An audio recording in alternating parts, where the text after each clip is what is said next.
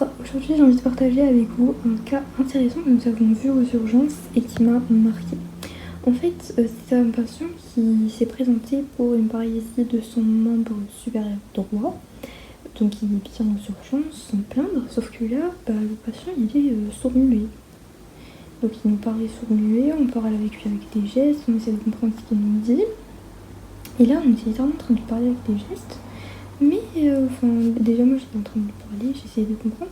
Et là, ma grande surprise, il parlait pas comme les sourds-muets qu'on connaît. Donc il n'utilisait pas les signes comme ça. Et c'est vrai qu'il utilisait des signes, mais c'était pas la langue des signes qu'on connaissait.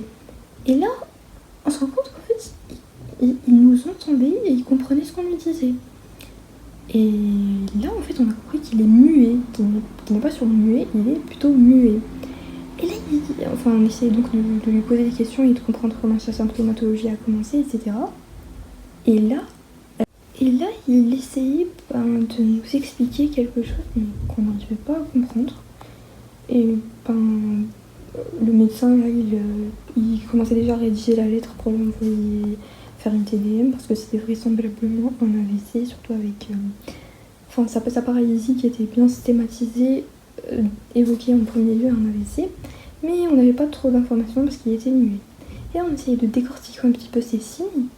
Et là, il essayait de nous expliquer avec des signes pas très clairs qu'il y avait un truc, on ne sait pas. Et là, on a comme deviné ce qu'il voulait dire. Et ce qu'il voulait nous dire, c'était que ça fait quelques minutes, il parlait normalement et qu'il vient tout juste de devenir muet. Et guess what? Ça, c'est exactement ce qu'on appelle une aphasie de Broca. C'est l'aphasie motrice.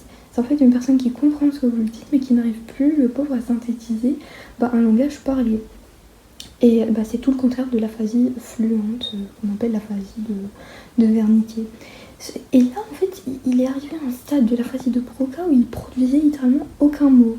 Et le pauvre, il s'est transformé en un muet uniquement en l'espace de quelques heures. Et ça, c'est un peu triste. Au final, j'ai pas suivi de patient parce qu'on avait un petit TD après. Mais j'espère qu'il va mieux.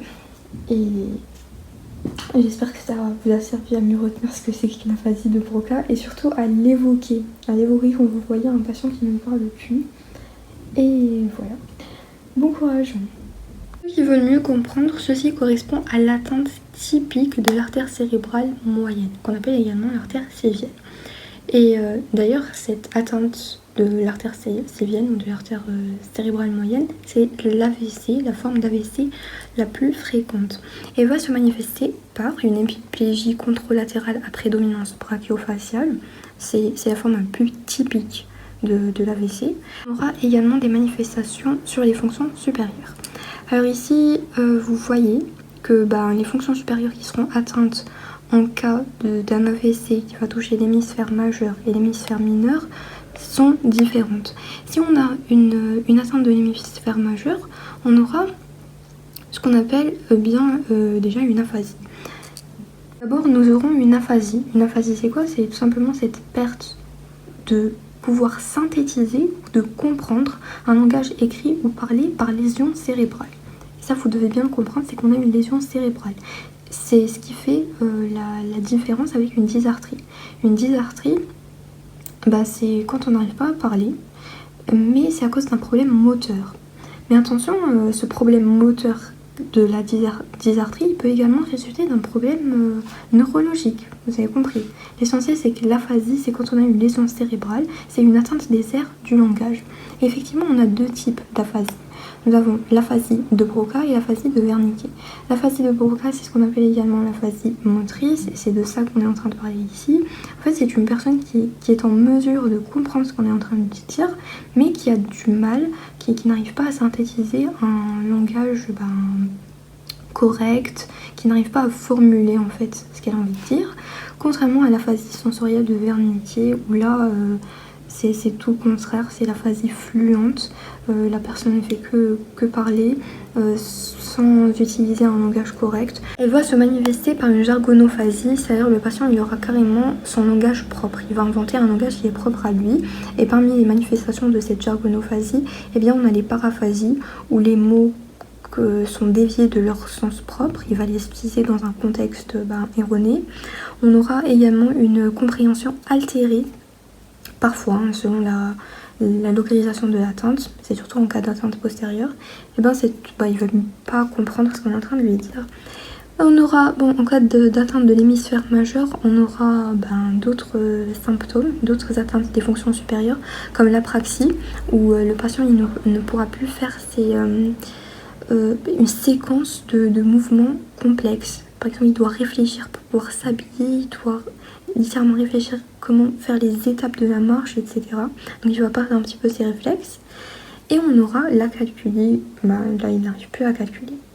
D'un autre côté, si on a une atteinte de l'hémisphère mineur, alors là on a d'autres symptomatologies.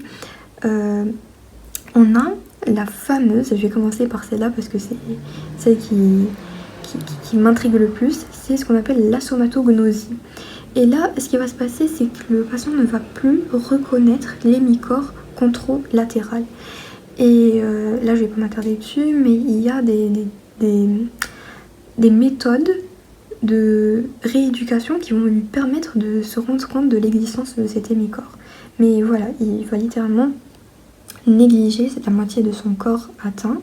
On aura également l'anosognosie, qui est un mot compliqué pour dire tout simplement que la personne elle ne s'identifie pas, elle ne reconnaît pas son déficit.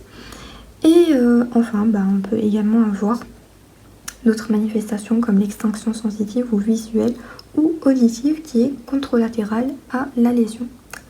Voilà.